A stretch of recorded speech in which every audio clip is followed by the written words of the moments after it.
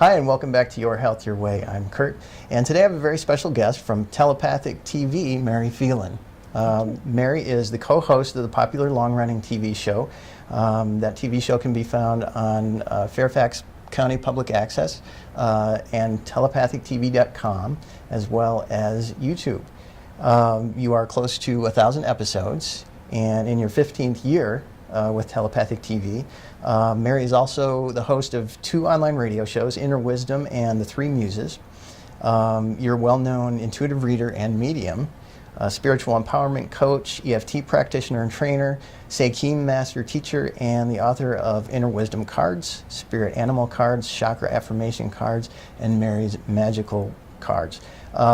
Mary's an ordained minister, and she's designed the intuitive arts programs for various online metaphysical universities. She holds regular workshops on psychic development, dream interpretation, tarot for self-development, if you will, EFT or emotional freedom techniques, Mayan astrology, and other various spiritual subjects. So thank you for joining us. Welcome. Thank you for having me. It's really an honor to be here. This is very exciting. So you've actually been doing this for quite some time, and you've got a pretty good following. So it's been... We definitely have been doing this since before it was cool to do this. Let's put it that way. There were times when people thought we were a little crazy for talking of this stuff. But now a lot of people are embracing it and accepting it. So you've been ahead of your time. Yeah, I would say so. Yeah. So our viewers can probably understand then why I might be a little bit starstruck here. Well, don't be starstruck with me. I'm starstruck. I really love all of your videos. Well, thank you. You guys are doing great work. Both of you are. Thank you very much. And Mary has actually been, Mary and Neville and her partner Neville Johnston have both been very inspirational and key in sort of providing us with an influence to getting the Your Health, Your Way project off the ground. So.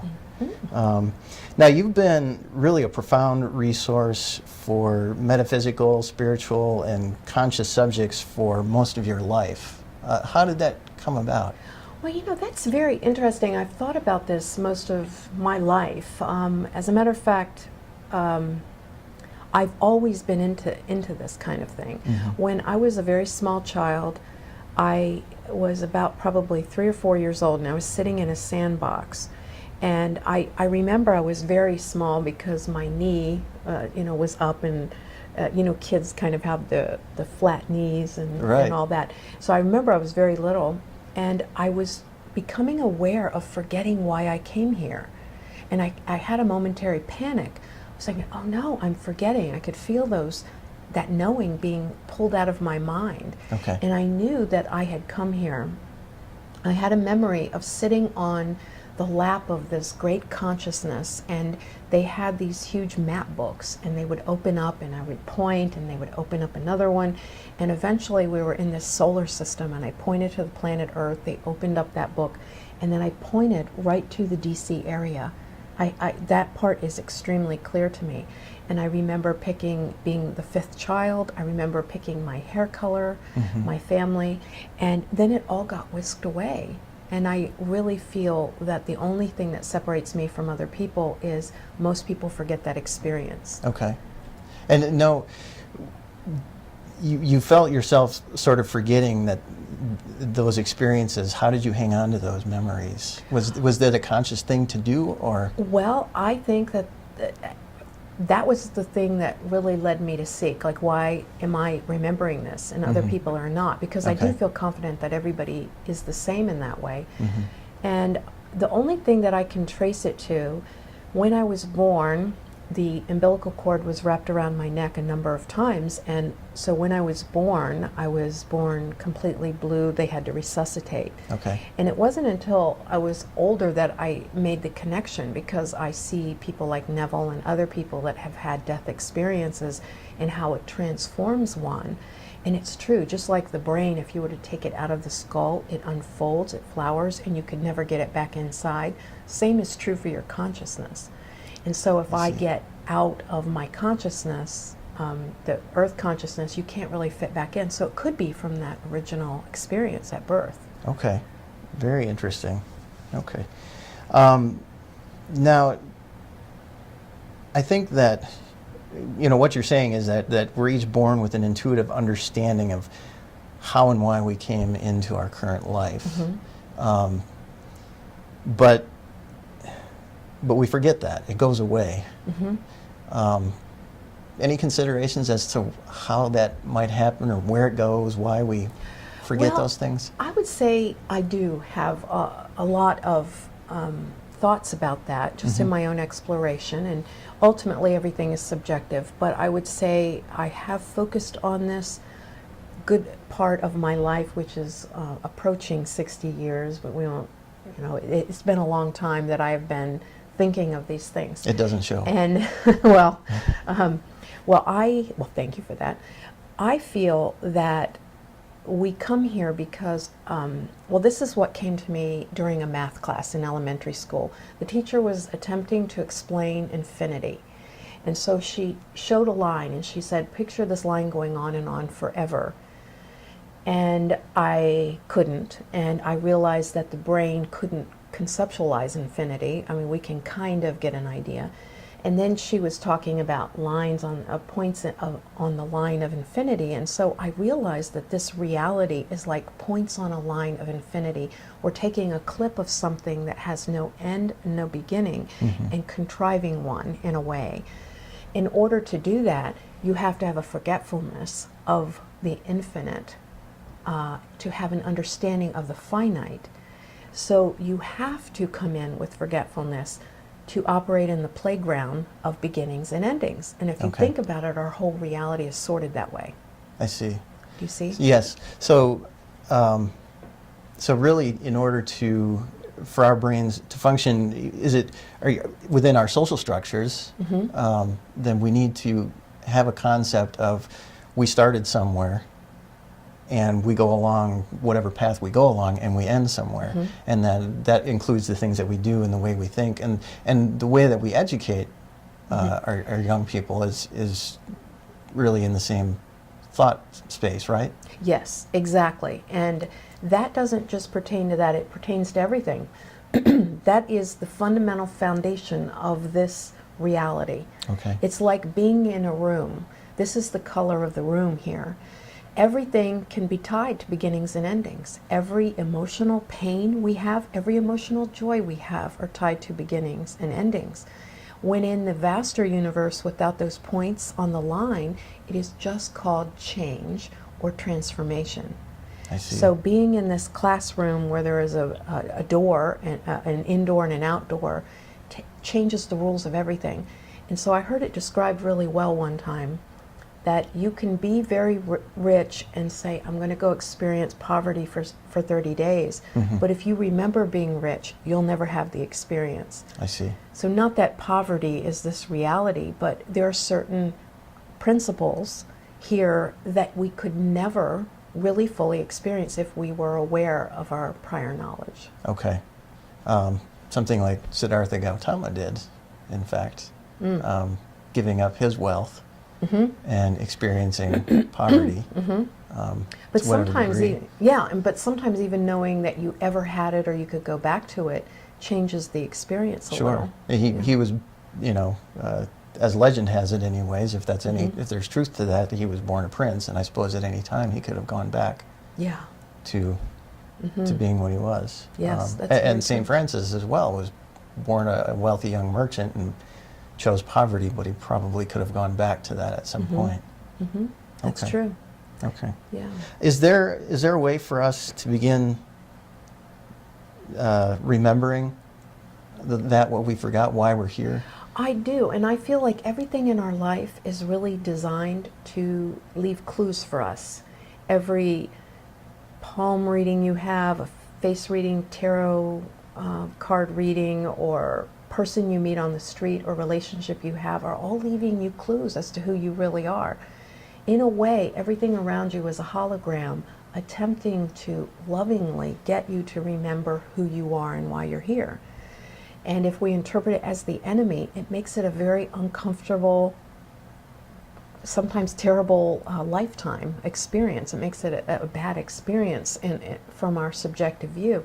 But if you look at everything, is whispering. It's your higher voice.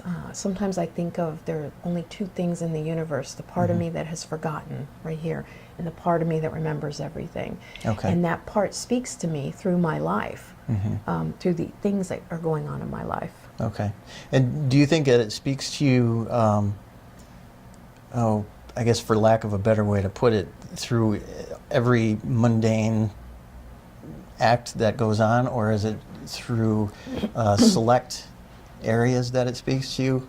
I think it can't help but speak to me through every little thing. My awareness of it, though, is usually driven by my subjective reality going on within me. Like, there'll be times where we may be, I'll give you an example. I was stuck in traffic one time, had a million things to get done. I was in a rush. We all know that feeling. Right, right. So I chose to say, if this was on my side, it was when I was learning that my timing is always perfect no matter what it looks like, what would this moment hold for me? And I looked around, and over to the left was this azalea bush that was red. It was long before they had, and they have a red, but it's more like a pinky red. This was red, and I had never seen anything like it. And it was as if it was showing me that, you know, we don't have to stay in our definition. There were so many things that get spoken to you, and it's really true. If you have the eyes to see and the ears to hear, every single thing in your life can be like God speaking directly to you. And knowing that is very powerful. I think people discover it sometimes in those religious epiphany moments where they think God is talking to me and telling me to do this and that. Well, the universe is talking to you, but it's not just there, it's everywhere. It's everywhere. And when you see it everywhere, it becomes tempered and it becomes balanced. You said something that's really brilliant that I'd like you to stick with for a moment. No matter what my timing is always perfect no matter what it looks like. We forget that a lot, don't we? Oh, yes. Especially in Western culture. That is so true. As a matter of fact, where that was really crystallized for me is I gave an exercise one time on the show for people to think about what's going on in their head. Because if you could take a recording of what you think about in a 5-minute span, you're pretty much going to know what your next lifetime is going to be about. So I was doing that exercise, and I realized that there was an intersection that I came upon every day, or every Thursday when we would go to the show, that involved being at a stop sign at rush hour and having to make a right turn and immediately get 4 lanes to the left to get to turn. And and I realized just by looking at my thoughts that I started going, oh, the floodgates are going to be open and I'll never get out there, these stressful ideas. And so I addressed those thoughts and I said, my timing is always perfect. And I never had to wait at that stop sign again from that point forward. Interesting. Every time I would go there, my timing was perfect. Because I do recognize that if you're delayed, there's a purpose. There's a synchronization going on, and I have 100 stories that could tell about that. But once you know your timing is perfect, just think of that burden that gets off your chest. So your timing is going to be what it's going to be, whether you're stressed out about it or not. Yeah. So you might as well not be stressed, But right? that's true, but it's not a random force that may prevent you or let you. It's more of a very conscious force that is taking you there very specifically. For instance, I left, I did a lot of work on this university that was based out of West Virginia, and I had to drive back and forth a lot, 6-hour drive, and I always like to get on the road and drive as far as I possibly can before I stopped, just to get tracks made. And for some reason, I just found myself pulling off after 45 minutes. And I didn't have to have gas, I didn't need to use the facilities, nothing. And I thought, well, I'm just going to stick with it. I know it's a delay, but I just topped off the tank. I was there about 5 minutes. I get back on the road, and I pass an accident that had just happened 5 minutes prior. Oh, no. And now, I'm not saying that it's always something that dramatic, and I'm not saying that I was to be ever in that accident, but I think it was there to show me that we're always being synchronized for what is right for us. Okay. Who creates that synchronization? Is that an external force, or does that come from inside of us? Well, if we go under the construct that there's a part of me that remembers everything and the part of me that has forgotten, I would say you could answer yes to both of those. Okay. There's another part of me that created it, so it is outside of me in that, from that perspective. But on the flip side to that, it's part of me, so it's all an inside job. And Okay. so in that way, I always feel what we're doing here is we're picking up the clues, we're mastering what we had forgotten. Because if you look at it as God or the all, if you look at the circle, it was infinite, but it was unaware of self. And so when it folds over like an infinity sign, then it's like maybe we're a part of one consciousness becoming aware of itself. Okay. Everybody. So you have to become unaware of self in order to become aware, to meet yourself. Okay. That's an interesting concept, something that we can all practice on a little bit. Is that what universal consciousness is? Yes. You could, another way to look at it, and I know you have a history in database design like I do, and so I am very analytical in a lot of ways, and I find it very compatible with spirituality. They're not contrary by any means, they're just different ways they manifest. But everything anybody does, experiences, feels, sees, thinks of, becomes part of this large database. And if you look at universal consciousness, we all have access to that at any time. So I may have contributed my understanding of aerodynamics, but somebody else will have access to it. So that's how we're the individual and we're the whole at the same time. Okay. How does that compare to love? Is that a part of the same thing, or are those two separate terms? Or thoughts, if you will? Maybe that's more of a thought than a term. Or perhaps they're the same thing, but different purpose or use, maybe. I don't Okay. know. That's a very interesting question. I think that's very interesting because if we look at, well, I look at love as the universal magnet, the I see. thing that remembers is calls us, the thing that pulls us back to unity. And consciousness is the gathering of what we would gather in order to become unified.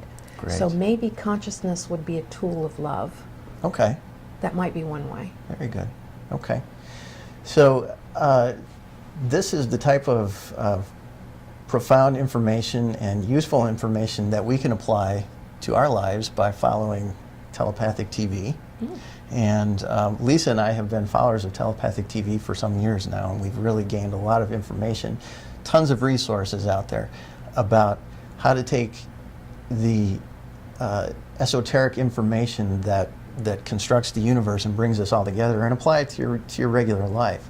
So I want to thank you, Mary, for joining me on Your Health, Your Way. This has been really a treat. Oh, for me as well. Thank So, you. It was really wonderful. Thank you. Thank you. So join us again soon for the next episode of Your Health, Your Way, and we will be talking with our Neville Johnston, Mary's co-host on Telepathic TV. Wonderful. Thank you. Thank you.